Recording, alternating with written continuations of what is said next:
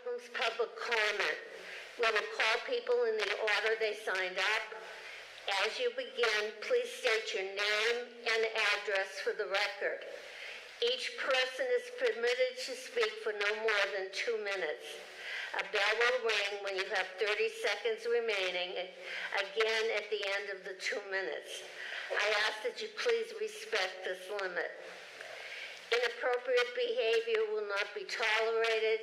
If exhibited, we will turn off the microphone and the person will be asked to leave the meeting.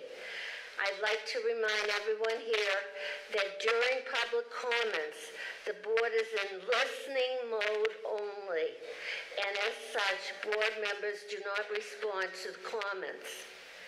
Written public comment may be emailed to lae@lawrence.k12.ma.us no later than 2 o'clock the afternoon of our meeting.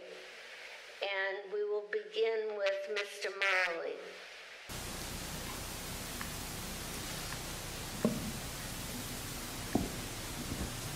Good evening, honorable members. Humayun Mali, 53 Chester Street.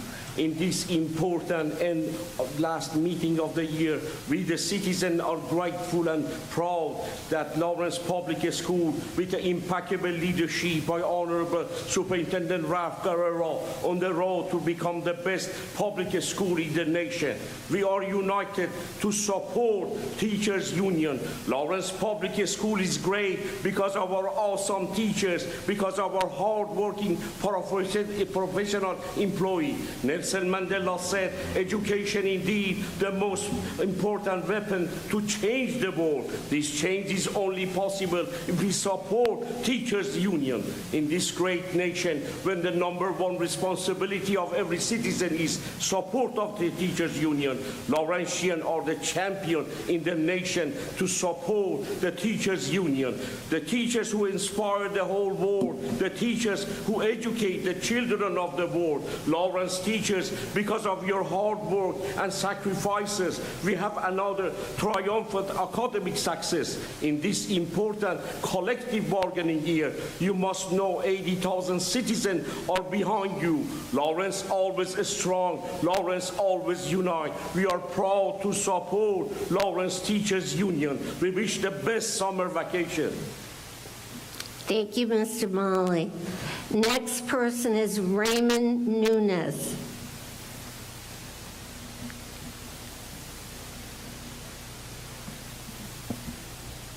Good evening, board and community members.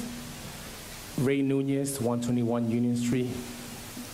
I wanted to take this moment to congratulate publicly Mr. Mark Agenciano for his commitment to the kids and families of Lawrence. For over 35 years, Mr. Jens, known to the kids and families, he left a lasting impact, positive impact in so many students, just as his mother, Doc, and his father, Dr. Agenciano, did. To his very last day, Mr. Jens preached and practiced humility to all alike, kids, families, and colleagues. On behalf of all the kids in the city, because I am one of those kids you helped along the way, I say thank you. Have a blessed retirement, Mr. Jens. Thank you for all you did and continue to do. Thank you, board. Thank you.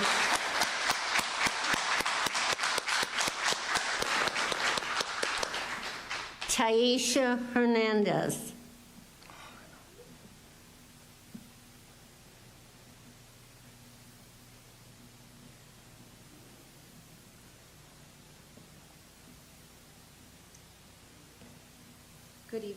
Good evening, members of the LAE board. My name is Taisha Hernandez, and I'm at 33 Hamlet Street. I'm a proud parent and advocate of the Frost Elementary School. I'm here reaching out to you because issues like the one I'm addressing here matters deeply to us as parents and members of the community. I'm sharing an email that I sent to Mr. Carrero. It's incredibly disheartening to hear that we are losing one of our most valuable and impactful staff members at our school.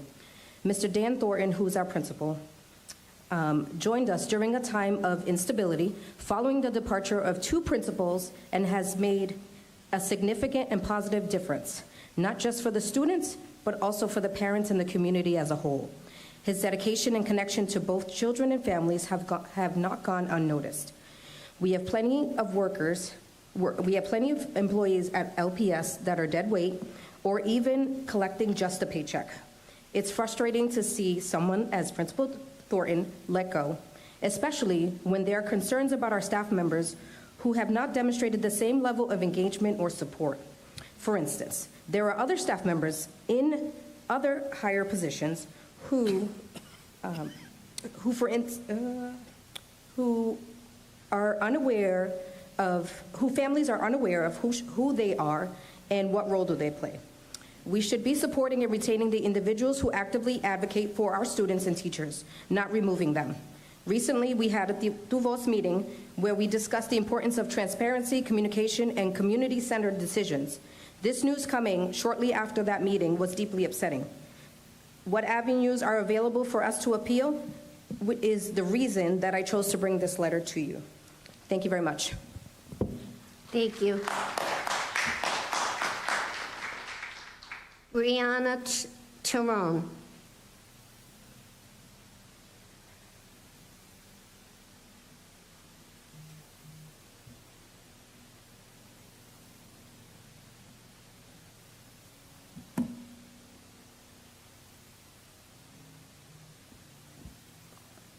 Good evening, members of the LAE Board, and thank you for this opportunity. My name is Brianna Tyrone, 20 Washington Street, and I am a teacher at the Frost Elementary School. I have been teaching there since 2005. Not only do I teach there, but I am also a Frost School graduate and LHS graduate class of 2001. I have so much pride working for this city, and am honored I have been able to serve so many incredible students and families. I must admit, I am a bit out of my comfort zone speaking here tonight, but I feel as if I need to practice what I preach to my students, which is to speak up and let your voice be heard. As a veteran teacher in my building, I also feel the need to be the voice of my colleagues. I am here to speak on the non-renewal of the Frost Elementary principal, Dan Thornton, after just 1 year. In the short time Mr. Thornton was principal, he gained the respect of his staff, students, and families. Our school community was shocked at the news a few short weeks ago that he would not be renewed and a new principal would be appointed. In the year he was here, he showed incredible leadership and made coming to work each day a true joy. He was in the classrooms daily, interacting with students and teachers, out talking with families, and doing all the things that make a great leader. Mr. Thornton took over a school where both the principal and AP left the district for other opportunities. There was little to no transition of power. Mr. Thornton came into this building and district blind and did the best he could with the little time he was given. I am hopeful that Mr. Thornton was given all the things a first-year teacher would receive, such as mentoring, timely and explicit feedback, and multiple opportunities to show growth. In Mr. Thornton, you had someone who loved his job, his staff, students, and the city of Lawrence. To say Lawrence has just let an incredible educator and human go is an understatement. The entire Frost community is grieving what we feel is an incredible loss. This fall will be the Frost Elementary's third principal in just 3 years. This amount of turnover does not help build climate, culture, and morale among the members of our school community. We know how important consistency is to our students. It's also important to the staff. Schools with inconsistent leadership fail to make consistent progress. In closing, I think back to our very first welcome meeting that we had with Mr. Thornton in August, where he said to the staff that we do not work for him. He works for us. He certainly lived by this every day. We are so grateful for the short time he was with us and wish we had more time. Whomever is appointed will ultimately be coming into a building where morale is down. A healthy culture and climate is critical to the success of a school. We hope our new leader takes on the role in the same way Mr. Thornton did, with grace, humor, respect, and kindness. Thank you for your time. Thank you.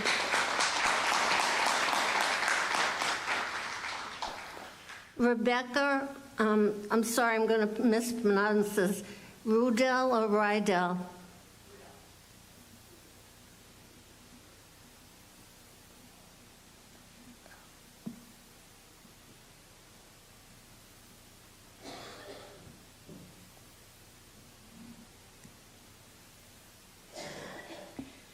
Good evening, members of the LAE Board. I'm Rebecca Rudell, 221 Farwood Drive, and I'm finishing up my 11th year teaching at the Frost. This year was a breath of fresh air thanks to our new principal, Dan Thornton. He was charismatic, personable, kind, humble, hardworking, and most importantly, passionate about his job. He truly cared about the teachers and the students, and it was evident in every decision he made. Ralph Carrero said in his message, "I bring a belief of your value and input and will work tirelessly to gain your trust and support as we collaborate on behalf of students." I can say with certainty that Dan lived those words every single day as principal of the Frost. If this is not the kind of person you are bending over backwards to keep at your school, a person who embodies the goals of LPS, then I am at a loss. The moment he shared, he was not asked back and replaced with someone who was chosen for us and not with us. The morale that Dan inspired and cultivated during his time at the Frost was shattered in an instant. This year, Mr. Thornton, despite everything he was put up against, was a wonderful principal. However, he started a brand new role with no overlap to transition with the prior administration and had minimal support and mentoring through his first year, if any at all, and still he thrived. It disheartens me to see how undervalued Dan was, a principal who could have offered so much more than he already has if he was given the opportunity. Was one of the best SQRs we've seen in a very long time. I commend him for speaking out for what is right, standing up for his staff and students, and working diligently to get them what they need and deserve to succeed. Whether this change was pre-planned and intentional or not, it has caused a rift in our community and a distrust in our district leadership. My hope is that this can be an unfortunate lesson and that Lawrence can work to mend what has been broken in our community. I teach my students that everyone makes mistakes, but how we address the harm and work to improve in the future is truly what matters. I know we would love to see LPS work to retain and support valuable staff members and take steps to regain trust, morale, mutual respect, and move forward with transparency. Even though Dan will not be returning next year, I hope that some of his exceptional leadership qualities will be a lesson for those who follow him. I will forever be baffled, disheartened, and skeptical of how Lawrence could ever let such an asset go. The next school who gains Dan Thornton as a team member is incredibly lucky, and I hope he finally gets the appreciation and support he deserves. What a huge loss for the city, children, and families of Lawrence. Thank you. Thank you.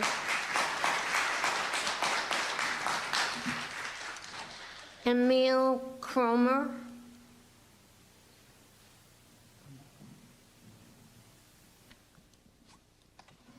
Oh, I'm sorry, I mispronounced it. Emily? It's okay, it happens. Emily Cromer.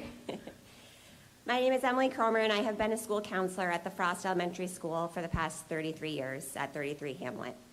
At our school, we teach our students our Frost Lion Pledge. As a Frost Lion, I celebrate myself and others. I matter and belong.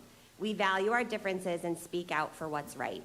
I want to highlight one specific line of our Frost Pledge: speak out for what's right. We teach and expect our students to use their voices when they notice injustice. So it's extremely disheartening when staff members are being punished for doing this exact same thing. For the past 2 years, the Frost Elementary School has been targeted for speaking out and advocating for our students and families. The fingers have been pointed at us. What's going on at the Frost? Do you not have control of your students and families? A leader of the Office of Student Support actually called my boss to check in on my mental health after I advocated for a student in an IEP meeting for what that child needed. A number of our staff and family members have asked for support only to be met with criticism, judgment, and roadblocks. We are being blamed for students not accessing a free and appropriate education, when in reality, we are the ones that are advocating for that exact same thing. Teachers and staff that work with students every single day are being disregarded when we recommend what a child needs. We bring data, we dot our I's, we cross our T's, and we're still not being heard. Last year, a few particular students were finally provided a specialized program only after a parent threatened a lawsuit. Our 2 years of data collection, asking for support, behavior plans, and safety plans were not enough. A few more data points I just want to mention. Our educational team facilitator left before the school year started. We were left without an ETF until October and had 3 different ETFs covering our school at different grade levels. Our BCBA was pulled from the Frost the day before school started. Was anyone hired to replace them? Nope. For a building that falls in the top 5 of students legally requiring BCBA support, that doesn't make much sense. Our principal was given a non-renewal letter. Coincidence? The data shows otherwise. We started the year without an ETF, BCBA, and a brand new administration who were not provided the adequate training. Mr. Thornton was doing his job by asking for support, advocating for our students and his staff. We are being punished for speaking out for what's right and asking for support. Fingers are being pointed at the wrong people. Our students are at risk because a few adults do not respect the work that staff in our schools are doing every single day. You can take away our supports and principle, but we are not going to be silenced. We will continue to speak out for what's right, not because we have to, not because it's part of our job, but because it's the right thing to do. We are never going to stop fighting for the students of Lawrence, and we're never going to stop helping our families find their voice and advocating for what their kids need. Thank you for your time. Thank you.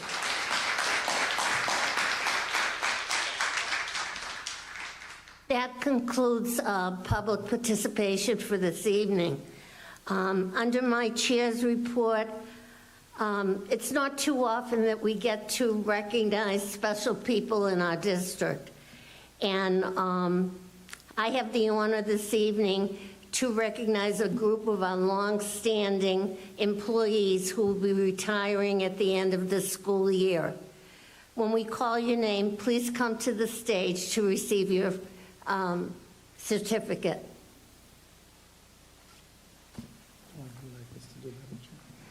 To get where, I'm going to read them from here, and then we'll go, all right? To get started tonight, we want to celebrate some special guests, longtime employees of Lawrence Public School. We will sadly be saying goodbye to at the end of the school year as they embark on a very well-deserved retirement. First, we have Mark Agenziano, ESL teacher at the Bruce School, retiring after 35 years. Would you please come up?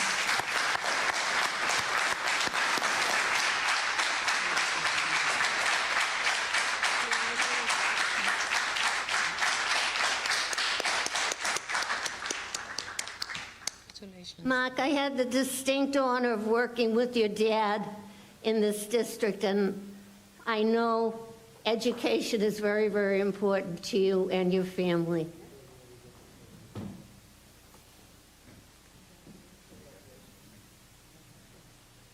You mind? I'm going to sit for a little bit. Thank you. Valerie Cahill, pre-K teacher at the Breen School, retiring after 10 years.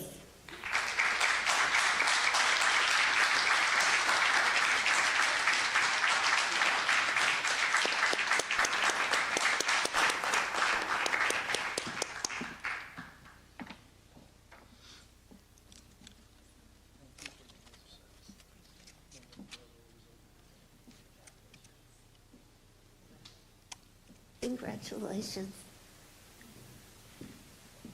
Eileen Castle, Senior Specialist with Accounts Payable at Central Office, retiring after 35 years.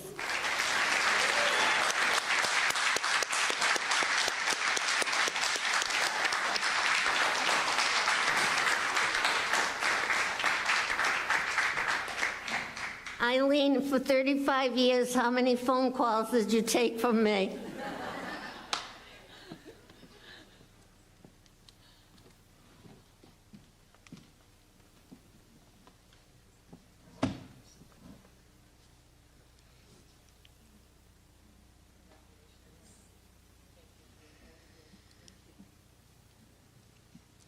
I hate to see you go. Take care. Jean Fothergill, special education teacher at the Hennessy, leaving us after 30 years.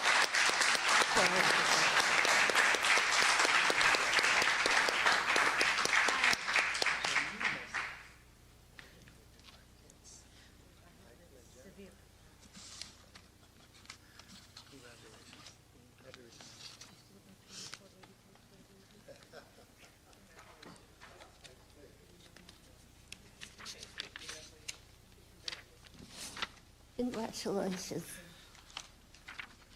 Doreen Fritchie, nurse at the Weatherby, retiring after 24 years.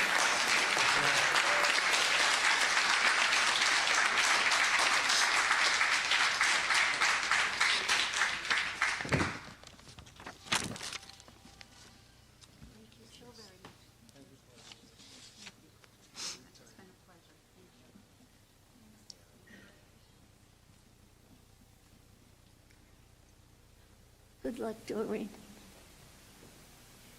Lynn Ellen Garcia, LPS Director of Teacher Diversification, Recruitment, and Development, leaving us after 38 years.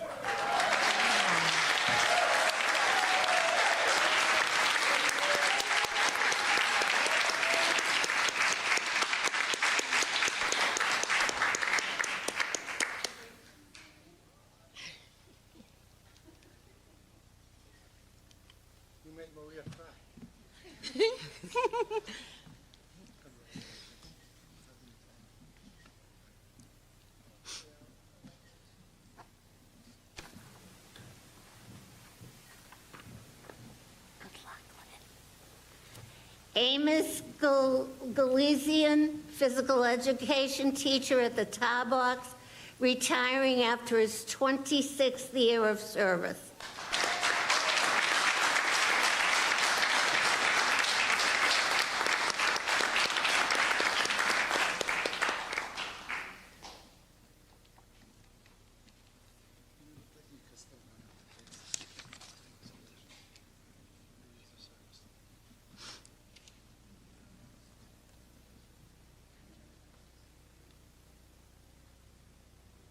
Congratulations.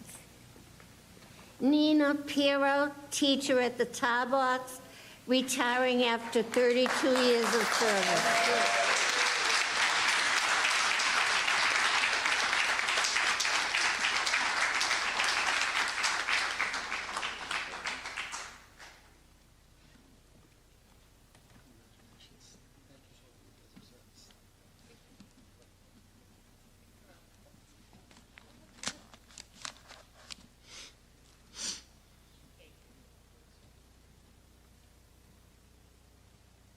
Congratulations. Nancy Walsh, LPS Director of Health Services, retiring after 30-plus years of service.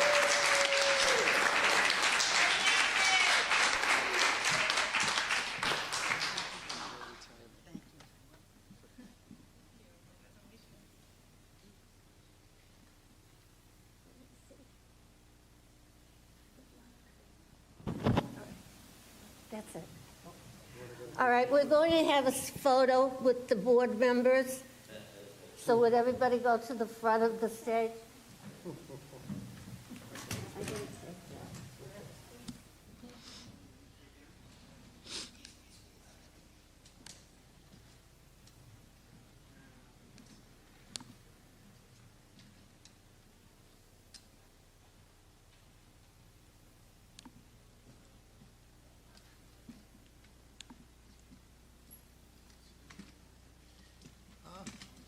You just want some color.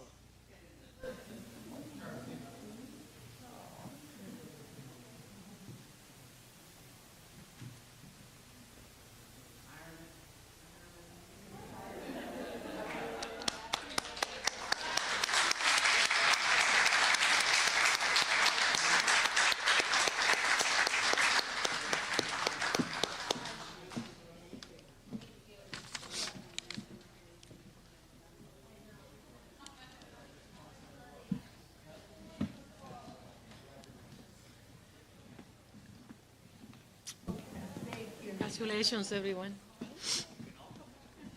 Bye. Congratulations. Congratulations. Thank you. Patient Thank you.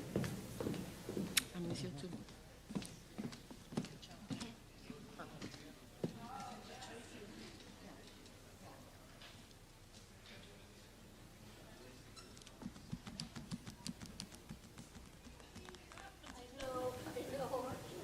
Does, we don't have that. I got you. It's okay, we gotta move again, so that's,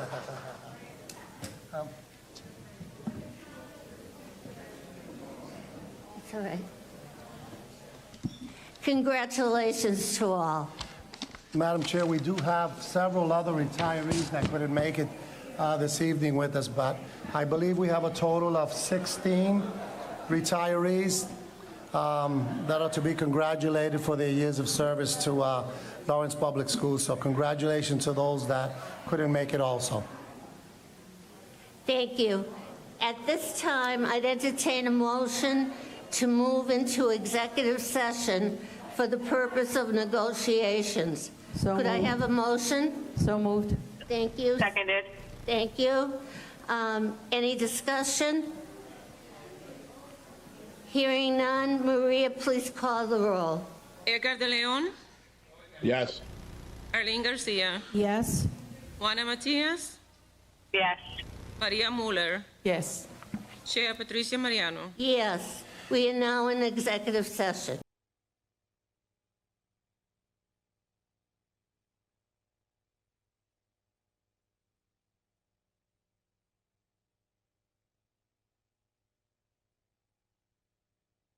Thank you for being patient while we were in executive session.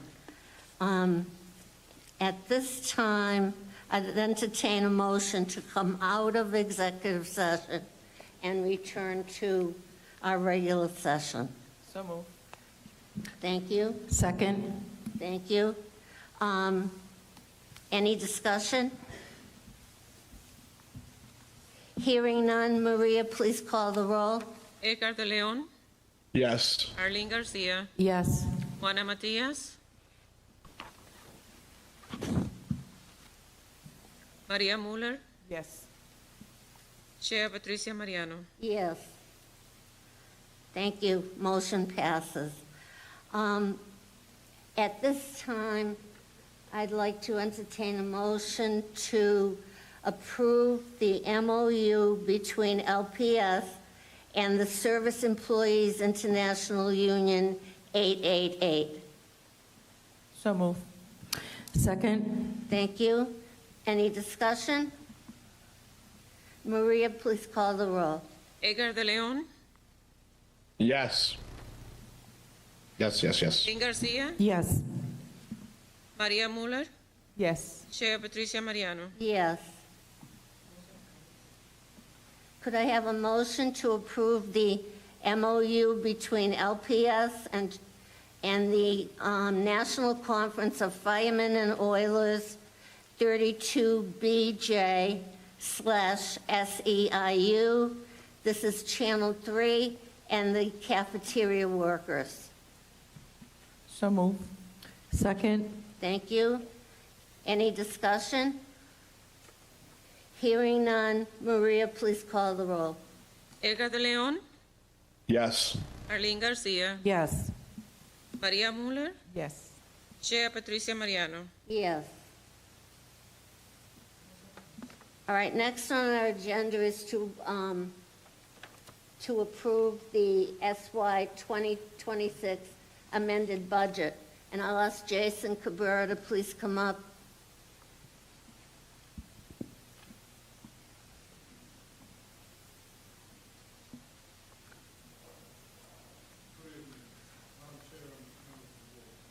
I think your mic is off.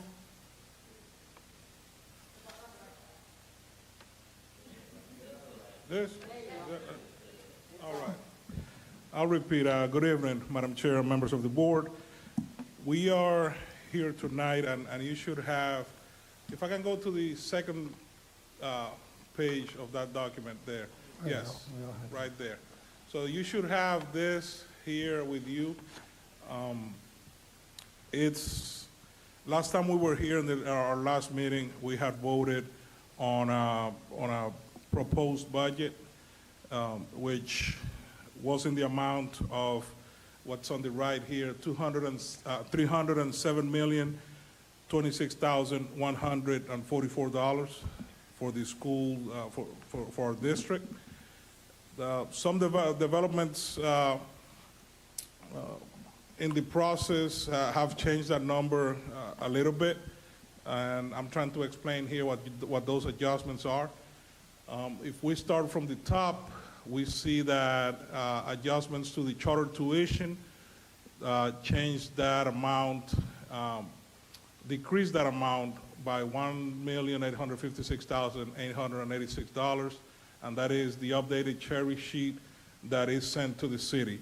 When we do our budgeting, we do it based on the proposed governor's budget, and that goes to Ways and Means, and it gets voted on and changed, and at the end, we get a cherry sheet that gets sent to the city, which tells the city the amount of money that they'll be getting through state aid and state funds. So that number changed a bit from the number that we had on the charter tuition on the right over here, which was from the governor's proposed budget. So that is discount on that. And then the MOU with the City of Lawrence, the calculation on that MOU, we had talked about it extensively about it in our last couple of meetings. The MOU is the agreement that we have. It is an agreement that the superintendent and I feel we need to work out so that for the benefit of everyone. But it is what it is now. The calculation is correct as it stands today based on what that MOU says. That number increased our municipal related costs by $1,485,707. Now, when we move to the second part on what we're adding, the cherry sheet number for charter tuition reimbursement is a bit different by about $900,000. Transportation, it's also lower based on contract negotiations that we have going on as far as transportation, and Superintendent or O'Dani's, our Chief Operating Officer, can talk a little bit about that if anyone has questions about it. And then the leases, it's the $350,000 is the commitment that we have from the city, and the commitment that meets the city's minimum contribution to our schools. And that brings us to the $305,026,144, where we made up those $2 million after we did the adjustments. We, as you can see, we have about $1 million, $1,034,000 in transportation, and then we decreased our extra duty line by $966,000. Some of it is coming from the facilities and facilities extra duty. Some of it is on the teacher's side extra duty. And that is what we have tonight to present to you and ask to vote on this new amount of $305,026,144. And I'm more than happy to answer whatever questions you may have. Any questions from the board? Sorry, can you repeat again? What is the reduction on the leases? The leases, the commitment from the city on the leases, it's $350,000. That amount, and this is a conversation that we expanded on, and I'm sure we'll continue to expand that in our other meeting with the city council. The $350,000 is the amount that meets the city's minimum contribution. So that is what we're getting from the city, the minimum contribution of The state says that the city has to contribute a minimum amount of $16 million and some change. That $350,000 gets them to that point of what the minimum contribution is. And then the municipal-related cost, the increase in that is just additional money that we pay the city for their services? Yes, and I have the last slide, in case anyone wants to see it, I can show the calculation on how we got there. But that is what the memorandum of understanding from 2013 says. We pay for things like administrative costs, some of the costs that the city's payroll department has, some of the costs that the personnel department has, the controller's office has, DPW has. We get a share, or we share some of that cost with the city. And do we have that itemized? Do they give that to us itemized in terms of calculations? Can you bring that slide up? It's your last slide. Yes, I'll show you what itemized means. Go to the, yes. So can you zoom in on that, if at all possible? Okay. So this is the city side spending on schools based on the agreement dated June 2013. And the formula calculates, you have an actual 2024, budget 2025, and then a projected 2026, which is not here. And that gets multiplied by the municipal growth factor, which is provided by the Department of Revenue, which is, let me see, it's not here. One of the years was 8.88. It's usually, around 3% growth for most cities that are growing, like the city of Lawrence is. These are the items that they have. Right now, I'm in the process of engaging with our auditors for this year, our annual auditors, and this is one of the items that I want to look at and reconcile what we have and see how we move forward with this agreement. That's great. I think that I would love that, for that to be a priority. I would love for that to be a priority for next year. It's just, obviously transparency is super important, and, just encouraging the city to invest beyond the minimum on this, in our schools. So we would want nothing else, nothing less than that. Some of you asked for itemization. This is what I have at this point. I'm hoping that we can get to a point where if the cities are, if the city is charging the schools $395,000 for controller's office, that we know what that actually means. I'm sorry, I don't mean to. No, that we know that what that actually means. What $395,000 get us. Yeah, and this is back from 2013, so I know it's going to take some time for us to catch up with Yes, this. ma'am. So thank you. Yes, ma'am. And I would like to mention, we had I'm not sure if you have it, Madam Chair, our new letter of net school spending, meeting our net school spending requirement. There was an updated letter that was submitted by DESI for the last 4 years, and that's something also that plays into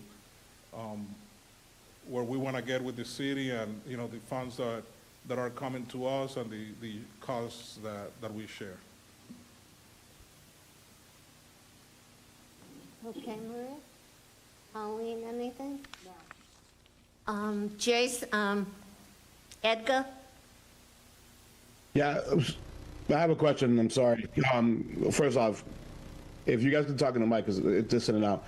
I got a degree in history, so I don't know math, but I have to ask this question.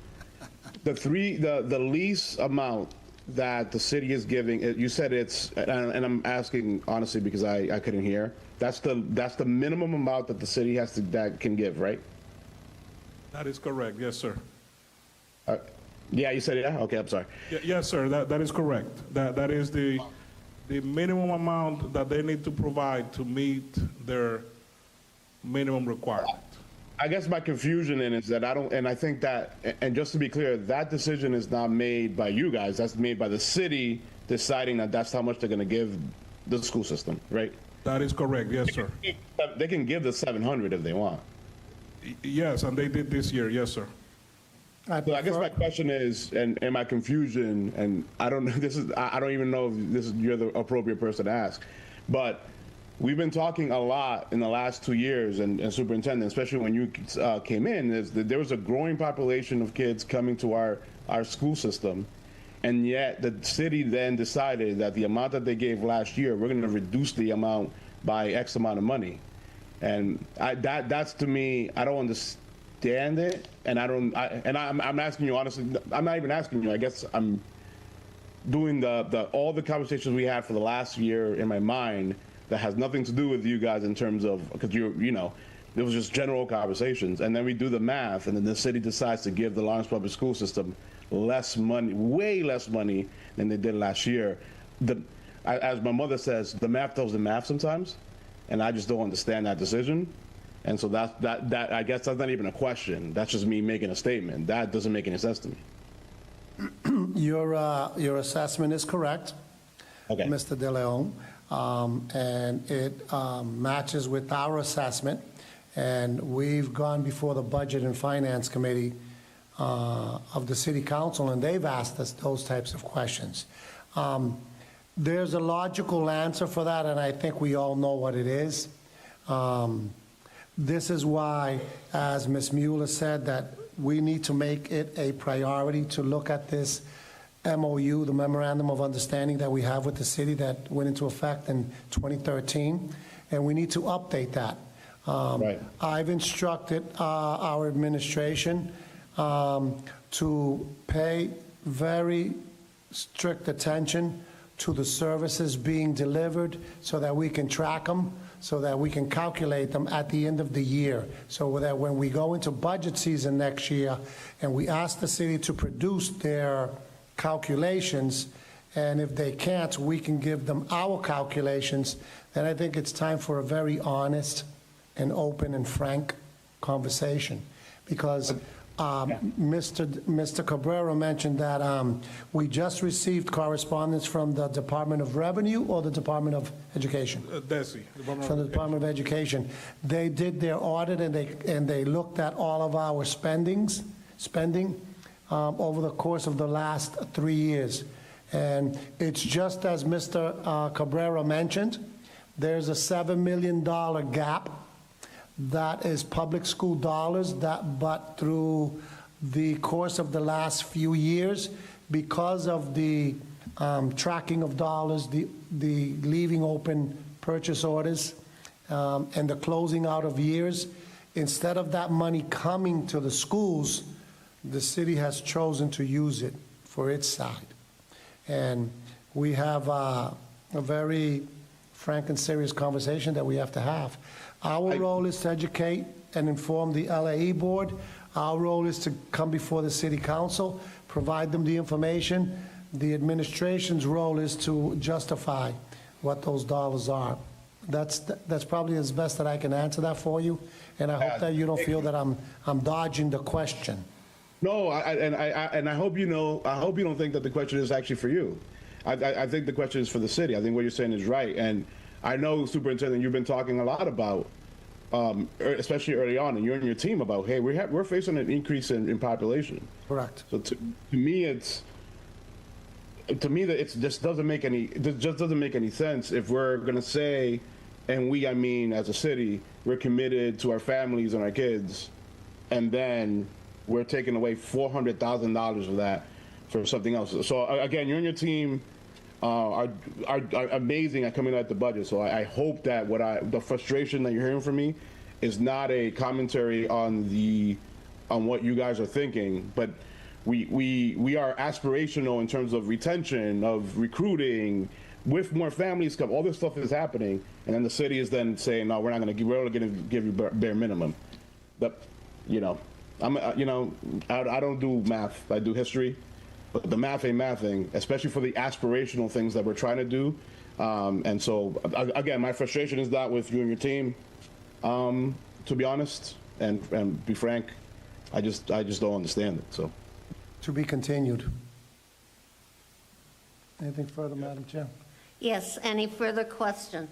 I actually have one question, Superintendent. Do you feel comfortable if with the money deduction that's happening and everything that's happening with us and all the plans that you and your team have to say, okay, that $400,000, which is a lot, can we still functionally run and do all the things that we want to do? Or is it, in your mind, we use this as data and then go back to the city and say, this is not, we need the money? Like, you know what I'm saying? Like, is it something that yeah, I guess that's my question. Well, I don't know what my question is right there. I'm sorry. I'm sorry, Superintendent. that's okay. I think those are good questions. As we get signals from the city side of what they're looking at, what our dollars amount are, obviously we started this process by dreaming with all the dollars that we were going to have, and we presented that to you folks. We went back and we made a second cut and cut back probably by about 50% of what our initiatives were, but we still are looking at those initiatives. Let's also remember that we had to take into consideration what any anticipation of potential federal dollars that we might be cut. So we dived into that and looked at how do we support and defend making sure that we have dollars for every employee. And I think that we feel comfortable with that. That being said, yeah, it's a tight belt, but I think that our team has really grown, and under Jason's leadership. Jason doesn't say yes very often. Yeah. So we're trying to work around him to see if somebody else would say yes to us, but his colleagues, he has them convinced, and they say no too. So he's conditioning us to make sure that we're making wise choices and decisions as to where our expenditures are. So we do feel comfortable. With this budget, there are no layoffs. Yep. And we're able to expand the initiatives that we felt that we needed to make our kids and help our kids grow. Our challenge is going to be busing, obviously. And transportation always is. Yeah, definitely. So, and our COO, we went into our negotiation, and we tried to hold the line with the busing contract to just have 1 year, but they came back at a 10% increase. So we went back to the drawing board and we said, okay, this is what we will be interested in 3 years, but we need some strict performance guidelines. And we're still hashing those out. But because we're looking at 3 years, they were able to bring that 10% down to 2% per year. So that, if you look at it, we believe that it's tight, but we should be able to make ends meet. So we're comfortable with the budget right now. Thank you, Superintendent. Anything else, Edgar? If I, my rant for the day, for the month of June is done. I just don't understand it. But it's not anything that it's not a this group thing, in my opinion. But okay. Thank you. if I can say, Mr. Deron, the questions that you're asking are not questions or issues that have not been raised before. So these are things that it's not the first time that superintendent hears or I hear it. So definitely. we understand where you're coming from. What I ask, if there are no other questions, what I would ask is that this budget be voted on. I think it provides us with what we need for this coming year. To the superintendent's point, there are no layoffs because of financial shortcomings, right? And if you see when I presented where the money came from, we didn't take it from salaries, we didn't take it from supplies or educational materials. We didn't take it from professional services. So those things are still going to be provided under the budget that we originally presented. So those things are still going to happen with our staff, with our materials, with our professional services, so that the kids can get the better education that we can offer them. Without question. No, definitely. So the recommendation, Madam Chair, is for the board to accept our amendment of the total appropriation of $305,026,144 for the SY 26 budget. All right, I just have one comment to make. Jason, I wanted to show you, I had come prepared. I don't know if you could see them from there. I can see the thickness of it, yes. All kinds of sticky notes in the budget, but I understand how the city and the school department kind of work their things out. But if we look at that MOU of 2013, Yes, ma'am. our kids have been cheated 12 years of money, of budgets, because we've had to cut right along. I would hope that we would start right now and negotiate with them right now to clarify that. There's no way we should be operating under an MOU that's dated 2013. Agreed. So that would be my recommendation, that we start working with them and correcting a lot of mistakes that were made through the years. And that is what we're working on, Madam Chair, not only with the MOU, with the letter that we received from the department with the new net school spending. It was years of wrongful reporting. That's what the letter addresses as far as net school spending. So we're coming in, we're looking at the information that we have, and we're making sure that the information matches to Mr. De Leon's comment that the math is mathing. So The math, that's the math. Hey, Jason, seriously, you're doing a great job, man. I don't want you to think that frustration is on you. I really do think that you've put in a lot of work, you and your team, so just to put that out there as well, man. I understand, sir. Thank you. Okay. We ready? Okay. Could I have a motion to approve the FY26 Lawrence Public School budget at the total of $305,026,144? So moved. Thank you. Second. Thank you. Any further discussion? Hearing none, Maria, please call the roll. Edgar de Leon, Yeah, I guess. Alain Garcia, Yes. Maria Muller, Yes. Chair Patricia Mariano. Yes, motion passes. Thank you. Thank you. Have a good evening. Thank you, Jason. Thank you, Jason. All right, the next item on the agenda is the approval of facility rentals. Ms. Hernandez?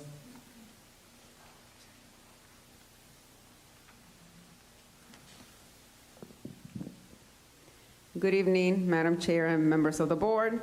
Odanis Hernandez, Chief Operating Officer. We have 4 requests for facilities use to present to you for your approval. They have all been vetted for the correct paperwork and also to ensure that the school facility that they are requesting is available for the dates that they are requesting. The first one is the Boston Crusaders. They come every summer in August to do their drums competition. They use the South Lawrence East Gymnasium here to stage, and then they also use the high school campus, field house, upper and lower cafeterias for their groups to sleep, and then they have their weekend activities at the Memorial Stadium. So we present that to you with recommendation for approval. The next one, again, is, again, the Boston Crusaders. This one is specifically for the high school, and is for the day of the actual event. They use, not the entire high school, but again, the field house, which is the gymnasium and locker rooms, and it's also for their, the first one I presented is for their rehearsal, the second one is for the actual competition. They arrive at 4 a.m. in the morning, and they stay till 11:30 p.m. the next day. and we present that to you with a favorable recommendation as well. The other one is a event in collaboration with the city's recreational department. It's India's Team. It's a volleyball tournament entertaining multiple volleyball entities from around the Commonwealth and also nationally. They are going to be using the Lawrence High School field house from 9 a.m. to 6 p.m. on Saturday and Sunday in July. We vetted that against our summer school programming, and there are no interruptions to summer school since this event is taking place over the weekend. We present that to you as well with a favorable recommendation for approval. And the last one was submitted to us late in the process, not late in the process, but it was submitted when we had already come before you in May for approval. So that's why you'll see the kind of the short turnaround in terms of when we're presenting and when this event is happening. It's Ritmo Canela. It's a dance academy, and they will be using the Performing Arts Center at the Lawrence High School. They're rehearsing on Thursday, June 12th, that's tomorrow, and their event will take place on Saturday, June 14th, and it's for their end of the year dance performance, and we are presenting that to you with a recommendation for approval as well. Thank you. Any questions from the board? Hearing none, could I have a motion to approve the facilities rental as presented? So moved. Thank you, Maria. Second. Thank you, Arlene. Any further discussion? Hearing none, Maria, please call the roll. Edgar de Leon, Yes. Arlene Garcia, Yes. Maria Muller, Yes. Chair Patricia Mariano. Yes. Thank you. Thank you. The next item on our agenda is to present to you the meeting minutes of May 14th, 2025. Are there any omissions or corrections?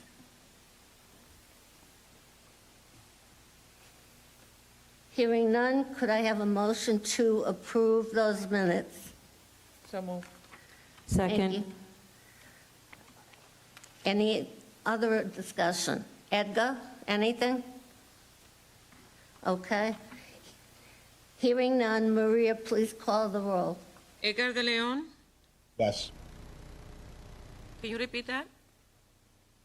You say yes or pass? Yeah, yes. Sorry. Arlene Garcia, Yes. Maria Muller, Yes. Chair Patricia Mariano. Yes. The next item on the agenda is the student learning time waiver, and I believe we have someone here that's going to speak to the waiver. Yes, that'll be Principal Cordero. He runs our RISE Academy. Madam Chair, members of the board, Mr. Cordero came before us. If you recall, we were experimenting with trying to have and open up more opportunities for our students at RISE. And we worked with the Department of Education to submit an application, and it required a vote of approval from the LAE board. He has reported out to them. They've worked with them, and they've, I believe, had a favorable recommendation as to the success of the program. But I'll let Mr. Cordero go ahead and present that quickly and have you ask any questions you might. Welcome, Mr. Cordero. Thank you for having me. Madam Chair, members of the board, good evening. As the superintendent said, my name is Carlos Cordero, principal of RISE Academy. This will be a quick 6 or 7 slide presentation. The first portion is I'm going to give you an update on the pilot program, the night program that we have just almost completed for this semester. Also, towards the end, the last couple slides is basically an approval for submission of the student learning time waiver for 2 more years, and that will be finally approved through the Department of Education. Next slide, please. These numbers are a little bit hard to see from here. This is basically program demographics. This kind of gives you a breakdown of the referrals we had when we started the program back in semester 2, and/or students that we were able to review for potential candidates for the program. On the left, re-engagements. Those are 10 students that were had dropped out, and we were able to bring them back into the school system for potential graduation or to get back into cohort year, which I'll explain in a minute. Upper school academies, which is 11th and 12th graders from Lawrence High School who need those referrals, are our newcomer program. HSC referrals, High School Learning Center, RISE referrals. Those are our day program students that wanted a different flexibility in the evening. So total referrals made, or basically applications we reviewed, 69 students. Out of those 69s, we accepted 45 total. If you look on the next column, on the radar, 153 students that we were reviewing, but somehow did not make the application process because of the timeline that we had. So total number of students we either reviewed or were referred is 222, just to give you a picture of the need of the program. So I wanted to make sure that that was up here. Next slide, please. I want to draw your attention to the middle column here, the yellow, highlighted yellow. Those are the total numbers by cohort year. So cohort, DESE defines as graduation class. So in other words, cohort 2025 were our current seniors, 2026 cohort is our juniors, and 2027 is our current sophomores. Majority of our students in the program were seniors, 26, followed by 8 and 5 sophomores. These are students that actually started and completed the program. On the left of the yellow column, talks about the cohort by grade level. Some of you are wondering, what does off cohort mean? That's, for example, on 2026, our juniors, we have 7 students that are about to complete the program that now are back in cohort. So they're back on track to become seniors just like their classmates. So that means that they're not behind in graduation, potentially graduating next school year. On the right of the yellow column, you have demographics by multilingual learner students. We have a total of 20, mostly seniors. We had 2 students in IEPs, 1 student on 504. We had 9 students who were either court involved previously or currently court involved. This is something that DESE wanted to know, so we put it on the slide here. And then we had 2 students that were either a parent or expecting a parent. Just to kind of give you a breakdown of the demographics of our current program. Next slide, please. I need my glasses on that one. Go back one, please. Oh, no, sorry, keep going. So I met with DESE regularly. I want to thank that team. They provided us crucial feedback as we were going along in the programming. We discussed things that were working well, things that some of the challenges we were facing. They provided critical feedback that we implemented right away, and that actually helped us write this new SLT waiver for the next 2 years. But one of the ways we were able to measure progress is through these 3 goals. The first one being 75% of 12th graders of enrolled students will complete the program. I'm happy to report that we exceeded that goal. 85% of the seniors did complete the program. 22 out of 26. The 4 students that have not completed, we're expected to get them completed by August graduation. So we're expected to be at 100% of the students that seniors that were in the program, which is amazing. Goal number 2, we're also on track to meet or exceed at 85%. That's the progress. The goal is 75% of students who are behind in cohort year. In other words, they're not, if they're a junior, they're behind some classes. And we want to try to catch up these kids so that come senior year, they should have no issue graduating. And 85% of those kids are able to meet the goal. And if you want to know the raw number is 11 out of 13 students were completed. They're now on track. And last goal, students will achieve 75% attendance. The night program actually has achieved 85%, which is amazing.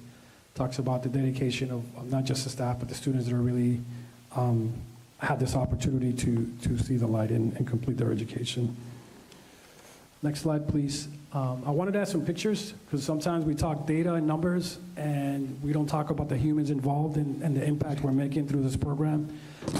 This is one of the parent night events we have up here. Lower pictures, they were doing some group projects on the right. They were in math class on the left. Now I believe that was science class there in the middle. Next slide, please. This particular slide talks about our virtual reality career exploration process. We have a partnership with NAMC, which is Northeast Manufacturing Consortium. They partner up with Mass Hire, and what we want to do is to give students career technical pathways experience. So with these virtual reality headsets and these pictures you see up here, think about giving kids an opportunity to be in a job site, and a high riser on the 20th floor working with tools, and you look down and you're afraid you're going to fall off. So really give students an opportunity in carpentry, electrical, HVAC, job sites, like if they're really there in person. So that's some of the neat things that we were able to do with our students through career exploration. Next slide, please. This is another picture of our students going doing community service. They went to Coronial. Part of the program is that they have to either be working or complete some community hour service that are counted towards the learning time. So that's a picture of that. That's actually here in Lawrence in the Coronial facility. Next slide, please. And lastly, in terms of the program progress, these are some pictures of our graduates and graduation day. Just bring tears to our eyes and the team that's been working with these kids tirelessly to get them through the finish line. Next slide, please. All right, so these two next slides are really what our asks are moving forward. We want to continue operating the program to 40 students. Priorities, obviously, we're going to be giving to juniors and seniors, our upperclassmen, because we really need students who are working. This program is designed for students who are either trying to maintain themselves or have a job. That's part of the program. We're using competency-based education, and part of that is the grading. We want to add some additional programming with the feedback we got from DESE in terms of literacy intervention. As we were going through this process, teachers realized that there's a gap in literacy, so we wanted to address those issues moving forward. And added a world language class. As we all know, native language skills really supports MLs, multilingual learners, so we've added those supports. And then what we also have added for next year is more paraprofessional support for the one-on-one, the small classroom. Right now, the ratio we're looking at is 10-to-1 for core teachers, but imagine also having a paraprofessional for those students that need additional supports.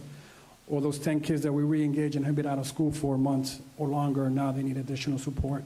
Having an ESL teacher there to support those multilingual learners, and SPED teachers to also be there to support SPED students.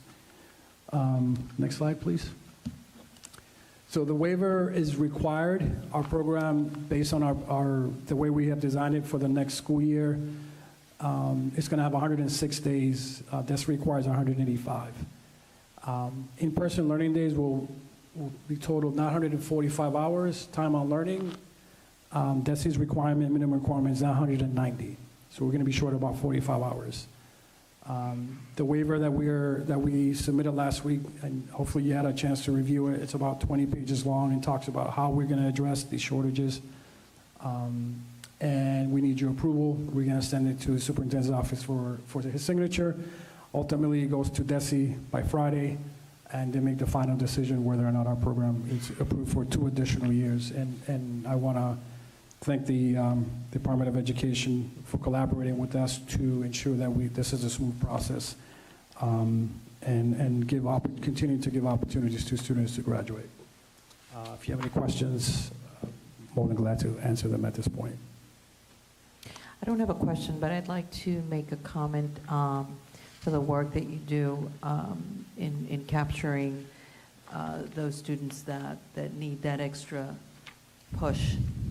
You know, because sometimes, you know, they don't have that will, if I would say, or not that they don't have the will, but they feel that it's so overwhelming, and for them to, you know, get over there and do this, and for you to offer, you know, at night to, you know, give them those opportunities, I think that's exemplary, and, you know, making them well-rounded where they're going and volunteering, community service, that's absolutely awesome.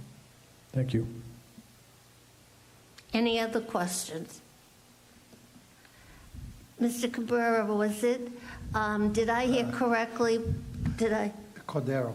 Cordero, well, It sounds the same. it's, you know, when you get to be my age, it's Cordero. It's late, and I, Mr. you know. Cordero, Yes, Madam Chair. was there a significant increase in the graduates this year from your program? I am so glad you asked that question. So for those of you that know, last year was my first year as a principal. We had one student walk in graduation. Fastest graduation ever. And, and I have that picture on my wall as a reminder that we have to do better.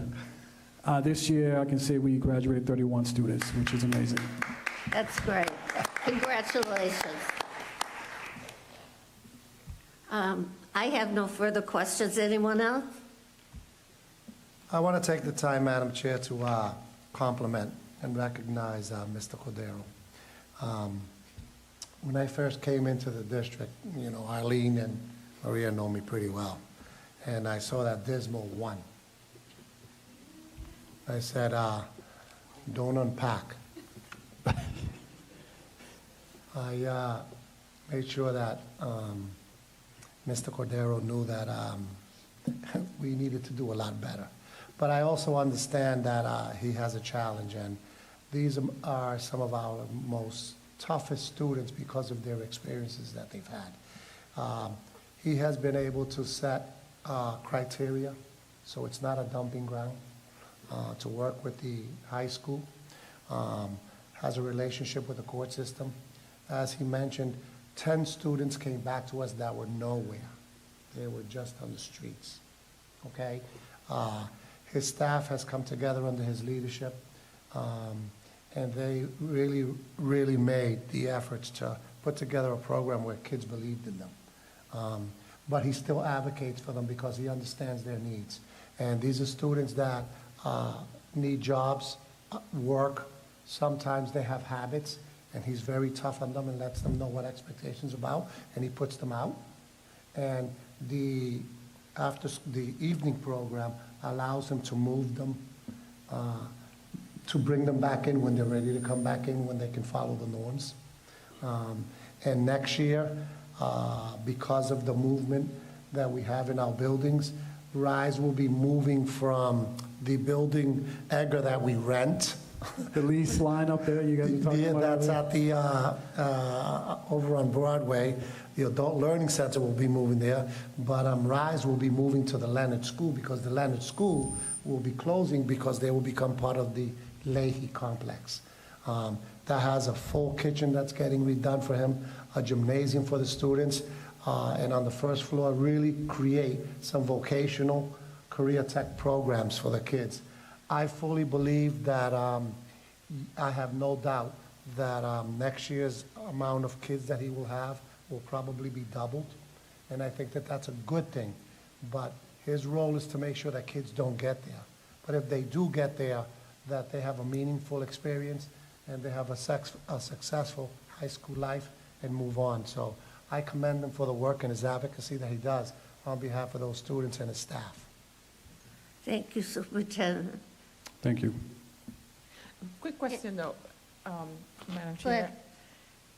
So, now that we have such a higher number of students graduating, do we have goals in terms of placement after graduation, and are we planning to track any of that? That's something that we want to implement and add to our forecast. What happens to these kids after they graduate? Every successful high school program, at least, it's not just measured by graduation, but what happens after. Yeah, And that's something that should be the North Star, for sure. That's something that, as we build partnerships for career technical pathways, with NAMC and some other partners that we're working through right now, we want to be able to eventually do some internships, right? We're going to be at the Leonard, which is next to the hospital. I'm already thinking General Hospital. There's internships opportunities there. The Lawrence Great Lawrence Family Health Center is right down the street. So try to potentially develop some partnerships for internships that could lead to a job. So those are the things that I forecast and want to see moving forward to give more hands-on opportunities to the kids and figure out how can we build these pathways so that we can create opportunities for kids, including, we know a percentage of students got a job or they end up going to college or military, whatever they choose to do. So yes. Any other questions? Edgar? I think mine, but congratulations on all the work you've put in. Okay.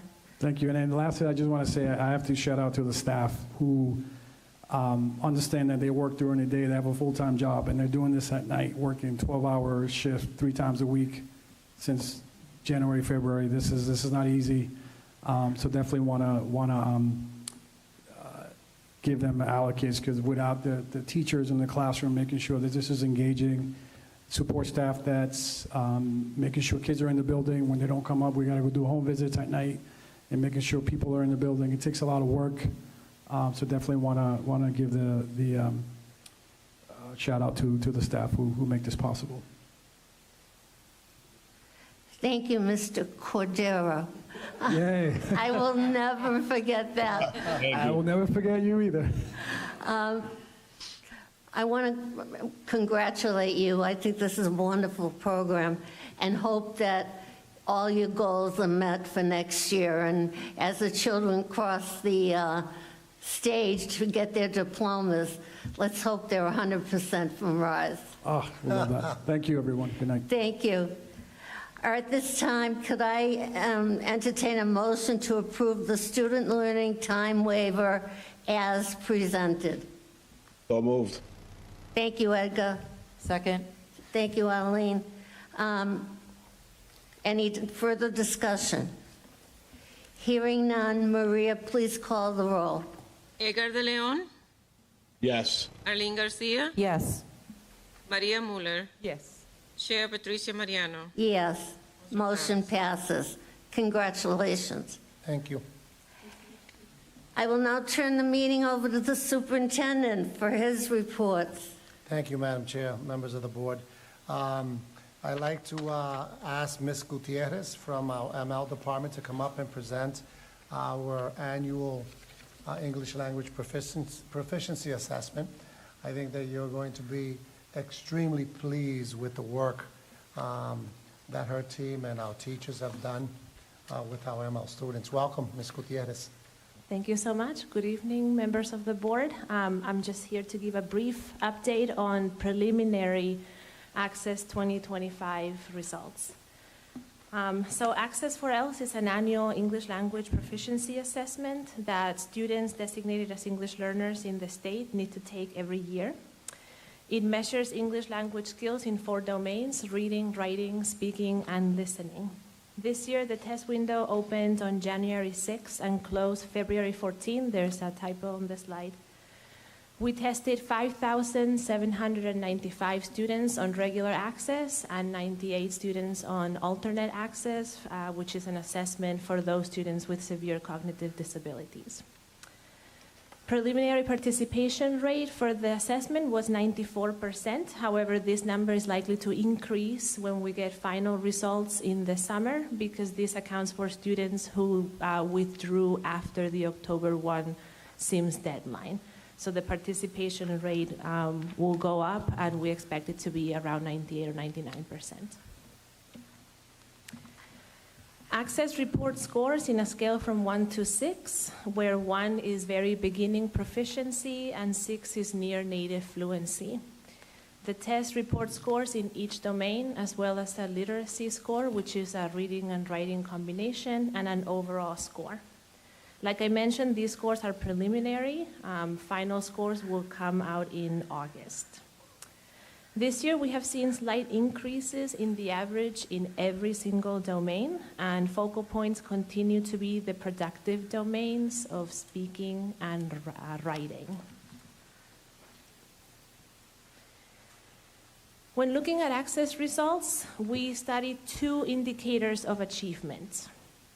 One is whether the students are meeting their individual benchmark. Unlike the MCAS, there is no set score that a student in a specific grade level should be achieving. Students can arrive as newcomers in grade 1 or grade 11. So instead, we look at individual growth. After a student first takes access, DESE calculates an individual target for the following access administration. This target is calculated taking into consideration the student's last score, their grade level, the number of years the student has been in the EL program, and other indicators. If the student reaches this score or higher, they're considered to have made progress. If not, then they have not made progress. It's a binary, and it doesn't take into consideration how much the student may have actually improved below that target. DESE also sets a percentage target for each school in the district and for the district overall of how many students met their progress targets. And this is part of the school accountability system. The other indicator is the percentage of students who reach the score needed to exit the EL program and become redesignated as former English learners. Ideally, this should be happening around year 6 in the program. Let's have a look at both of those a little more closely. First, let's consider the district. So in grades K through 8, the non-high school grades, 38.7% of students met their progress targets.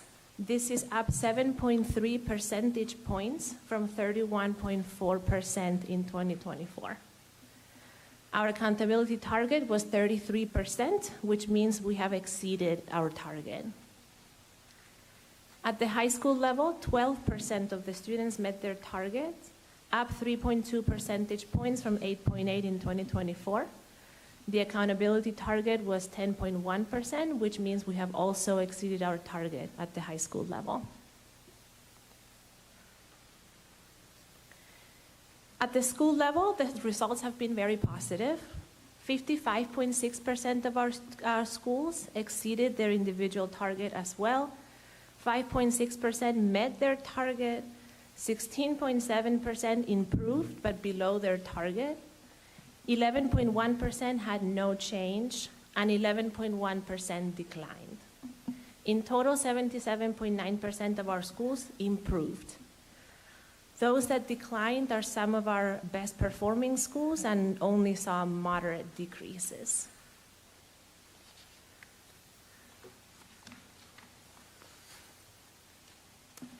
Now let's have a look at the students who met the exit criteria.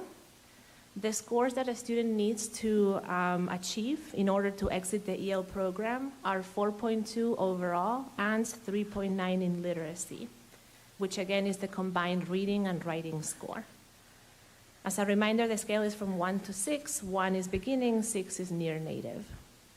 This year, 8.1% of our EL students met the exit criteria. This is up 2.1 percentage points from 6% the previous year. Again, there's a difference between K-8 students and high school students. In K-8, 8.8% of the students met the exit criteria, which is an improvement of 2.3 percentage points over the previous administration.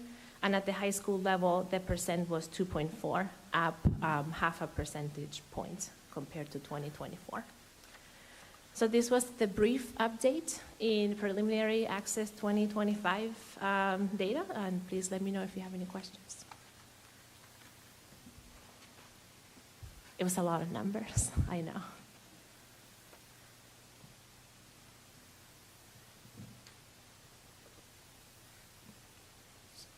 Can I go ahead? So what's next on this? I mean, these are great results, and I'm sorry for I'm excited about everything that went forward, but in terms of the ones that declined, is there a plan for those schools to obviously address that? Yeah, so in general, our hope is that every single school in the district will exceed their target every year. The targets continue to increase, so next year, even those that exceeded will need to continue to grow. For those schools that declined, we need to study better what the reasons for the decline might have been, but in the meantime, those particular schools are working on implementing high-quality instructional materials for ESL, in particular with the newcomers. We're always also revisiting how services are delivered and what the best instructional approach for the students is, and whether the school is actually properly adhering to the instructional approach that they reported. In addition to ESL, there's also, ELSA are the responsibility of everyone, so there's a big component as well on SCI, and those schools will have the opportunity to receive professional development on shelter English immersion techniques so that instruction for English learners can be improved in all content areas and not just in ESL.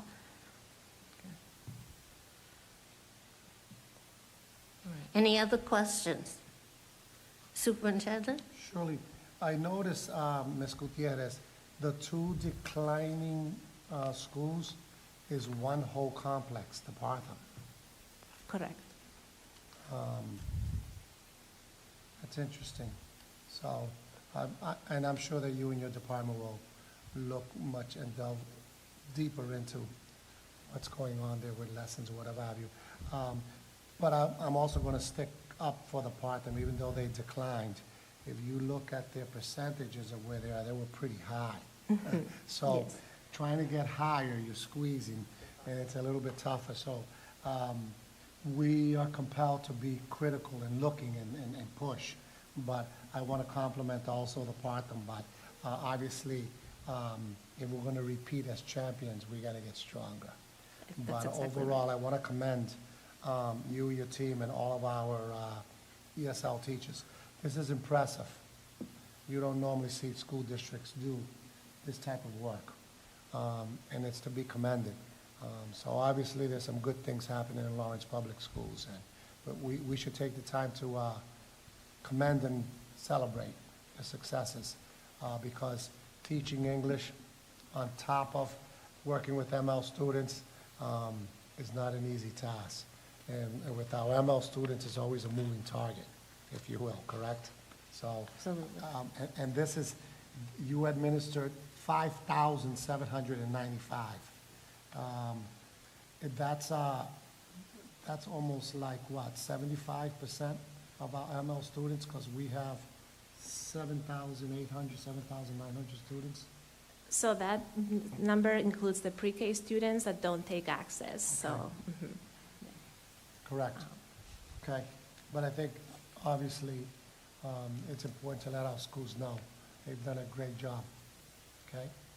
Thank you. Will do. Thank you so Thank much. you. Congratulations. Thank you. I have one question. Sure. I focused too on the schools that declined, but I was wondering, did that school get not an influx, but a lot of newcomers into the city?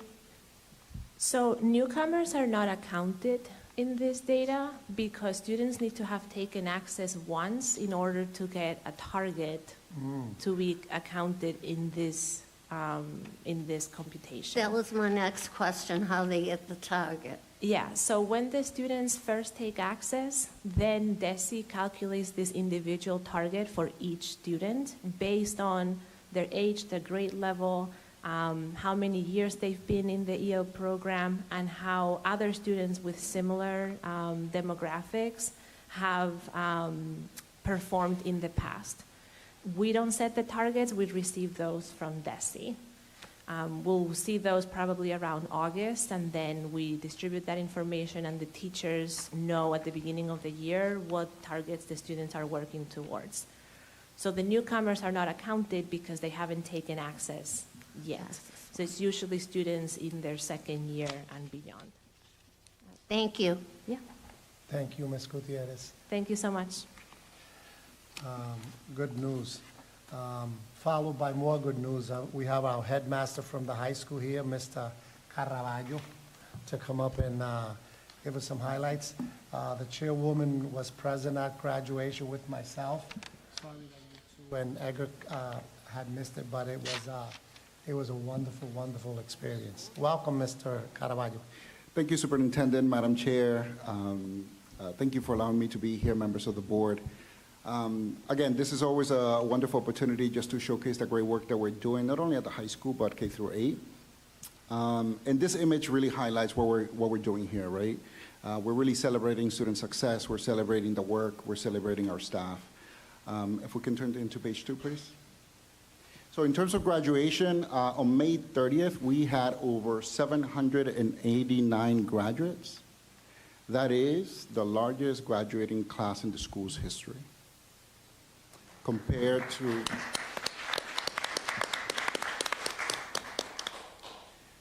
to 674 for the 2024 cohort and 589 for the 2023. And I wanted to add those numbers just to show you that progression over time in terms of student achievement. And I do want to take the time to also highlight the great effort that is being done. And Carlos, you can't get enough credit in terms of, those numbers from RISE are adding up, right? And they contribute to this. And this is the overall partnership that we're having when it comes to the main campus and our alternative school principals that is allowing us to get a lot more graduates, right, to be able to enjoy this experience and again for us to be able to celebrate this great achievement today. Just a few snapshots as well, which are critical to this conversation. So what happens after they graduate? And so what we're seeing now across the board, our students are being admitted to top schools from Brown University, UPenn, Boston College, Barnard, Boston University, Northeastern. And when it comes to some of these names, again, I could go on, but we're getting multiple admissions, not one, not two, but Northeastern, for example, we got over 7 to 8 students. And before, whenever I presented this kind of list, we would just highlight ALA students, which they're part of our exam school, but now we're just highlighting the vast majority of these students are from upper school. And so it is important to know that when it comes to this degree of excellence and standard and just preparation, right, we're spreading the wealth. And there are a lot more students that are graduating from Lawrence High School with a greater level of expertise, right, that are allowing them access to these very competitive institutions. The other piece of good news, too, is when it comes to scholarships, a lot of these students are receiving great financial aid packages. And so we have taken a lot of time to support our counselors, to work with partners like Gear Up and YDO to ensure that we do a good job in terms of ensuring that their financial aid packages are well done in order for us to maximize the money that students are receiving. And so, we have, for example, 2 POSSE scholars.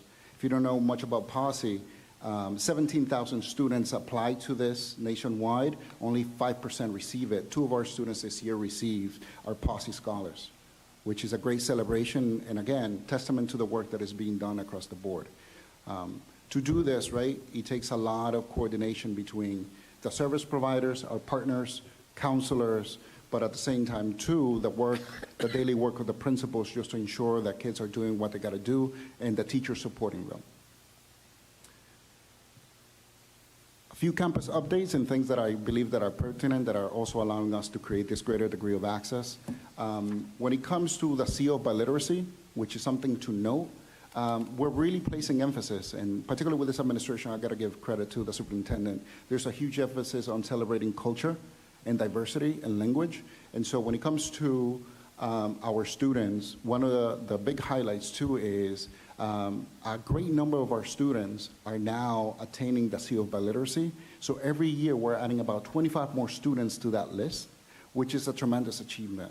And the seal just highlights their proficiency in both English and Spanish, which is something that we want to highlight, particularly for a community like Lawrence. AP access is huge as well. We have we administer just over 1,200 individual AP exams. I have a great problem now on campus. Who's going to monitor all of these exams? And to be frank, I just want to share this short story. I just had a visit from College Board because they were wondering how we were doing it too, and they wanted to learn more. And so, too often when it comes to these exams, you have 200, 300 kids testing in a space. And so logistically right now, we're working things out in terms of like, how are we going to cope with these growing numbers, which is a great problem to have. So overall, we have over 867 students taking AP courses. There's skeptics out there in terms of what Lawrence High School is and what it can provide. And so when we started a few years ago in terms of the AP expansion, okay, kids are taking the exam, but are they passing it? Right? And the idea is that we are expanding in double digits in terms of the amount of students who are also passing the AP exams across the board, which is also maximizing college credits. And so we're very proud of that too.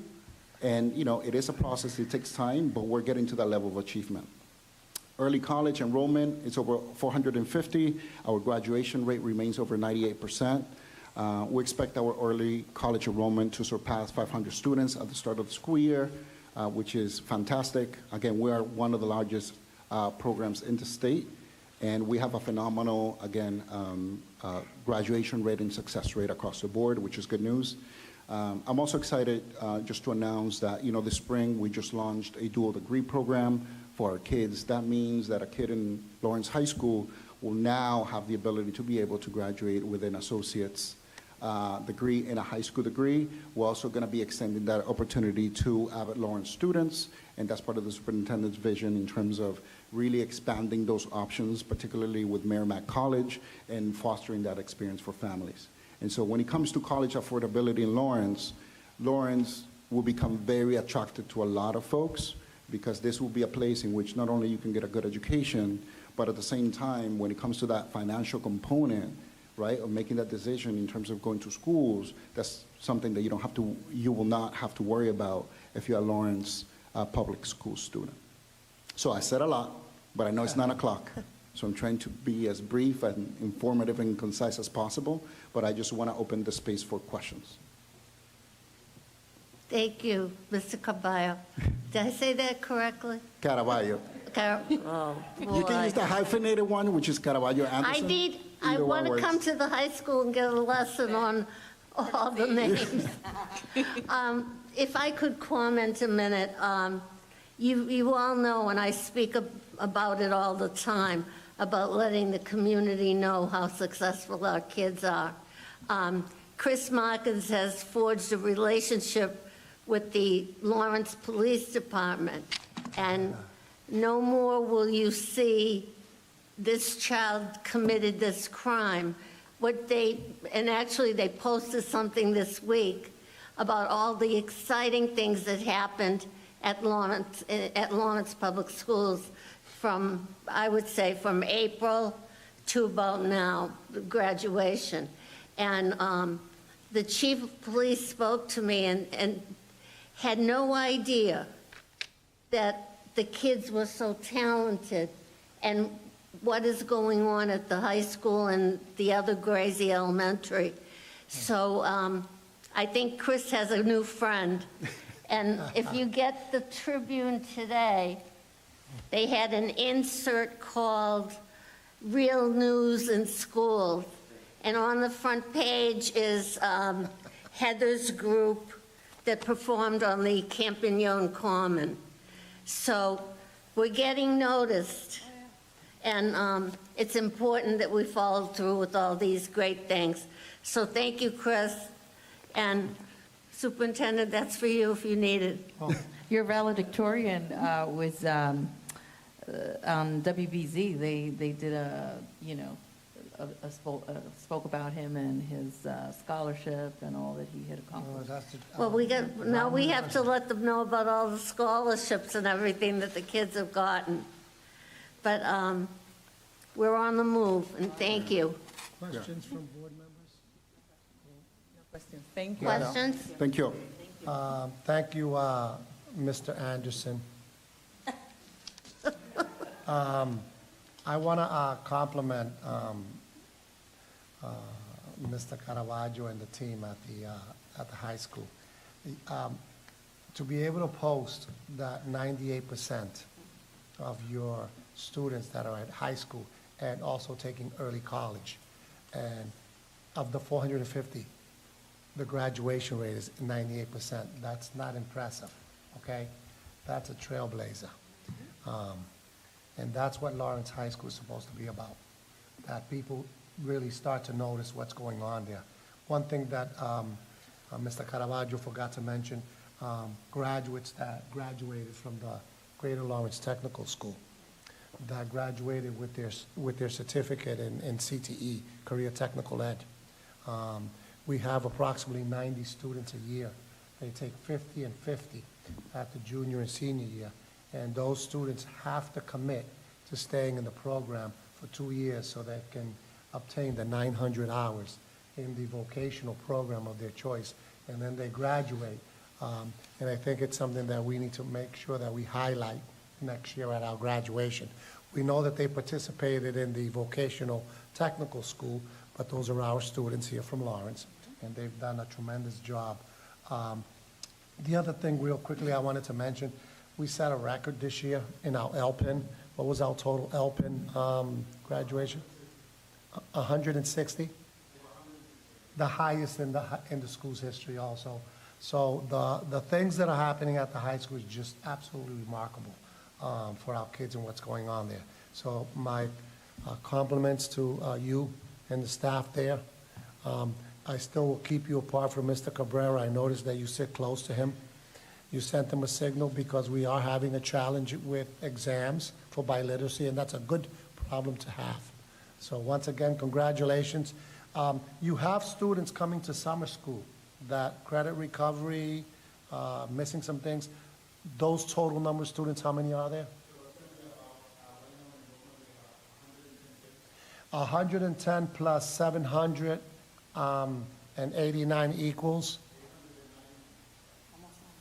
So before we come back to school at the beginning of the year, we will have graduated 899 students, Madam Chair. That says a lot about the city of Lawrence and what's going on, so congratulations. Okay, thank you. One last presenter. They say we saved the best for last. Assistant Superintendent Acosta to present our Empowering Schools Through Family Voice, the Family Experience Questionnaire. Here's where we ask our parents to really get down and dirty with us. Tell us what we need to do to improve. Good evening. You know, family engagement is key. We all work hard for it. I know our schools are working hard for it, and it's because it's important to get parents involved. But giving families a voice is most important because they're telling us where are the challenges, what's working, what are the next steps that we need to take. So when we look at the family experience questionnaire, it's one of the tools that we use to look at that data. And so for us, this is an annual questionnaire that's given to families. Usually it's in March. Can we go to the next slide, please? But this time, this year we did it in April.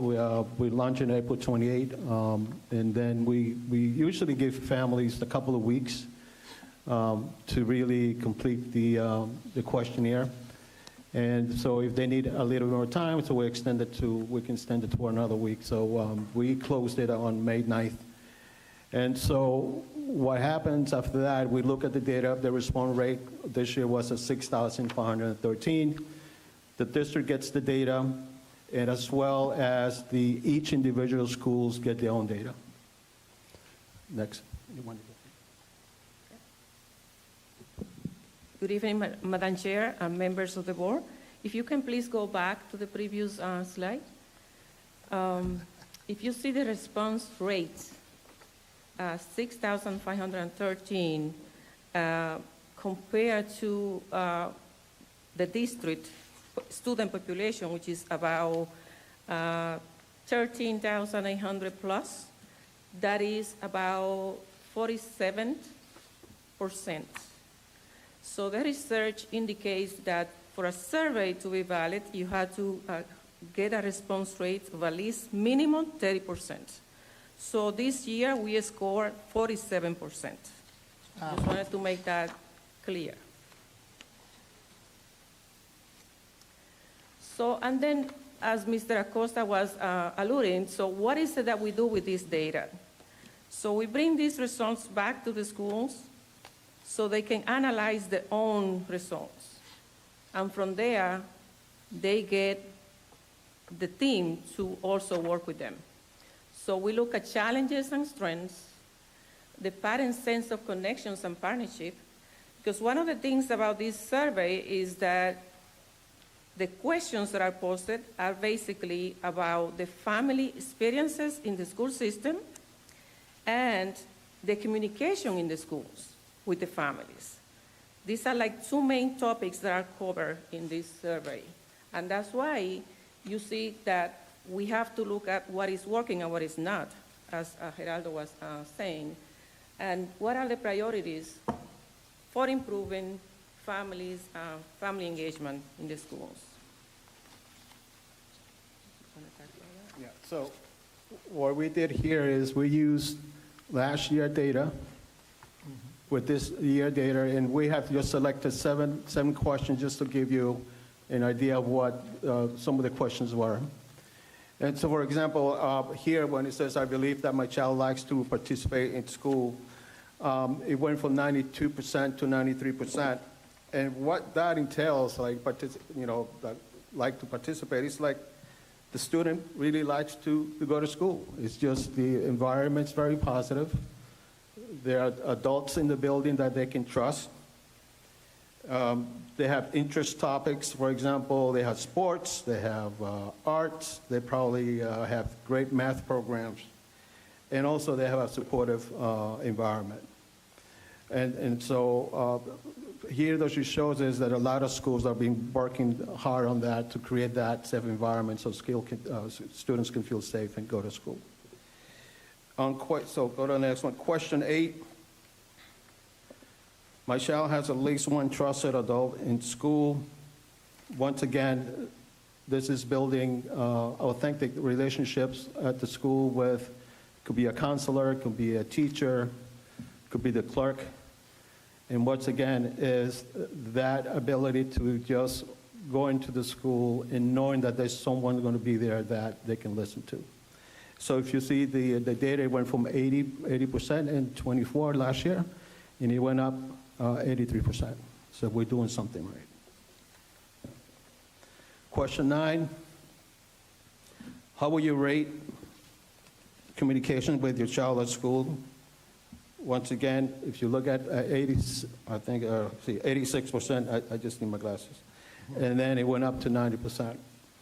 And this is, once again, it's due to the work that the principals are doing at their schools. Some of the schools have these open door policy where parents can come in. If they have questions, they're looking for resources. There's more communication that is going out to families. And so, once again, families are feeling more comfortable coming in and visiting the school. Question 13.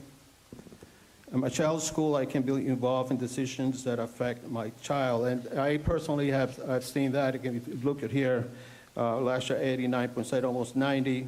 It went up a little bit, but it seems that we're doing something right. I think we can do better with this. And me personally, I've seen it. I see more families want to be part of these meetings, that it will be attendance or it will be academics or just looking for resources. They want to be there and be part of the process. Number 15, I have at least one person in the school that I can go for any concern. Once again, and I think we have mentioned this here, we have 26 school-based specialists that work directly with newcomers and also families experiencing homelessness. And these are the family engagement folks that will, talk to these new families coming in. And it's just not once. They tend to meet with them regularly. They tend to build that relationship with them. And so families tend to know who these folks are. So they feel very comfortable when it comes to having someone at the school level. And number 19, and this is a good one. If you look at it, the data, last year was 74%, this year is 81%. And this is my child's school provides training to families. And this is, Superintendent, we talked about this.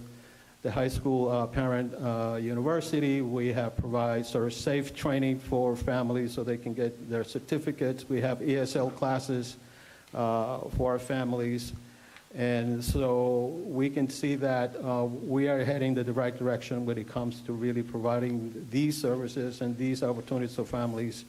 And so we can see that on the data.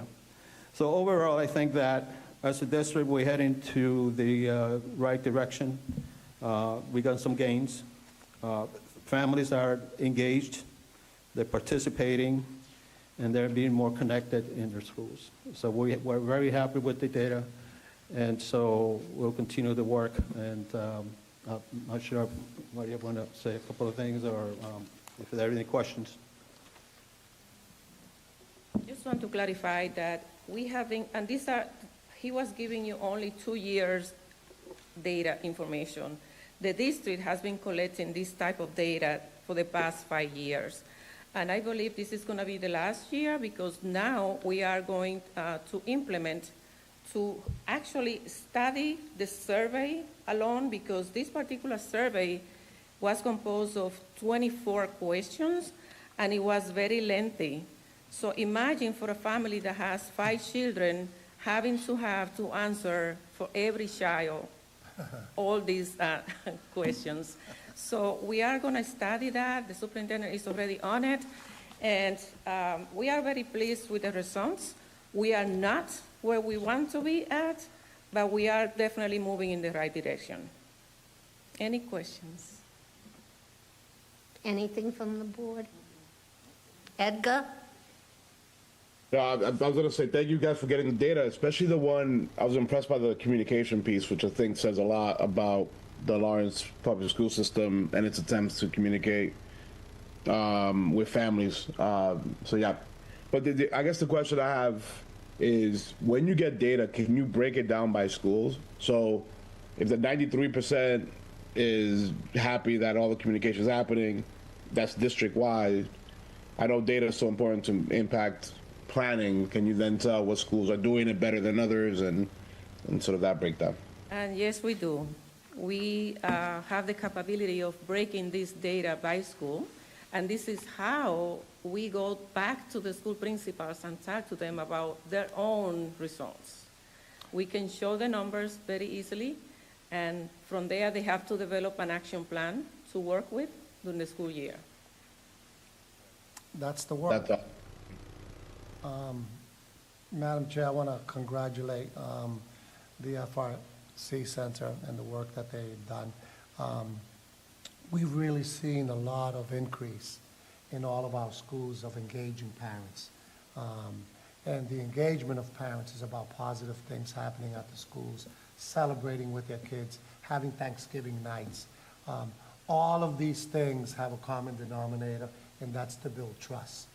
Because if there's a trust between teacher and parent, teachers can push kids harder. And I know that we don't get to see this as often as we do.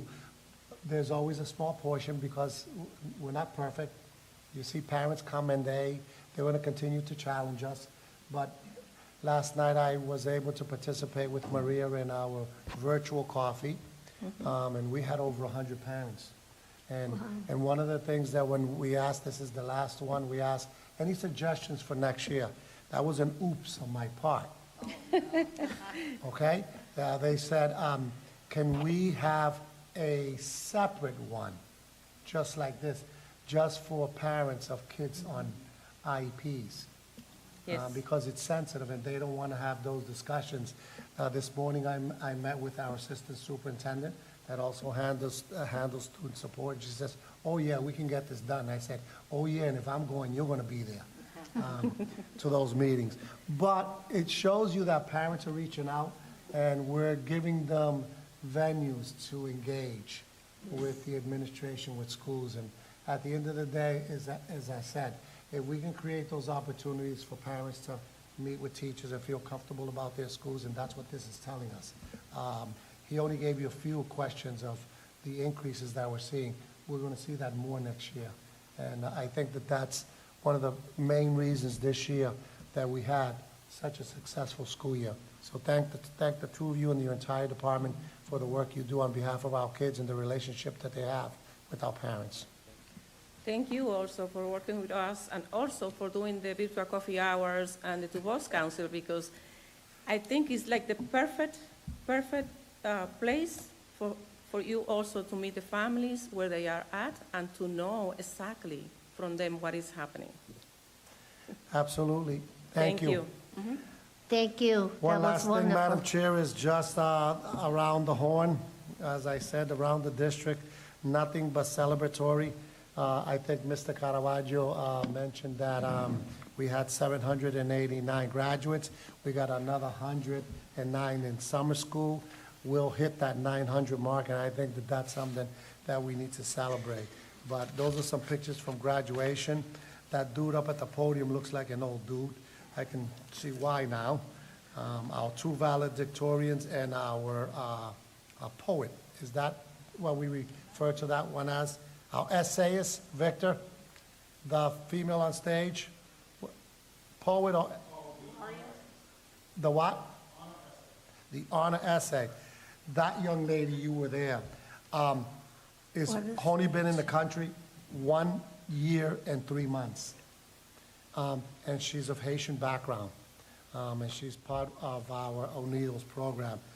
That young lady stood up and read a wonderful, tremendous speech. But what was remarkable about her is that she's only been in the country 1 year and 2 months. And the level of English that she has of command lets you know what's happening for the support that we have for our kids at the high school.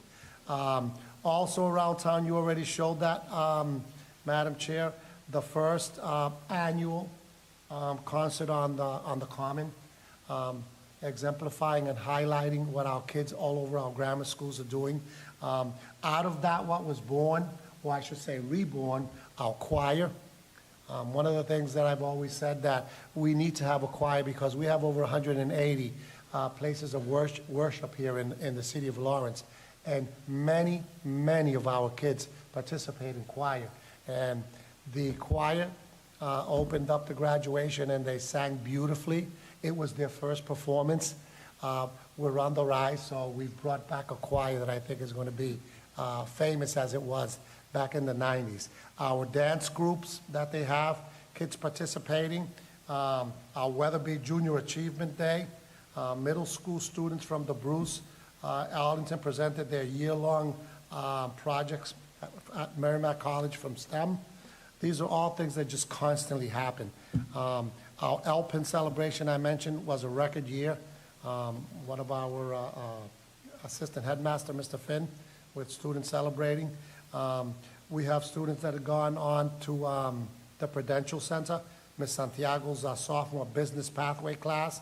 Not only did they visit the Prudential Center, they went into most of the businesses there to do interviews and have conversations about those professions through their business venture.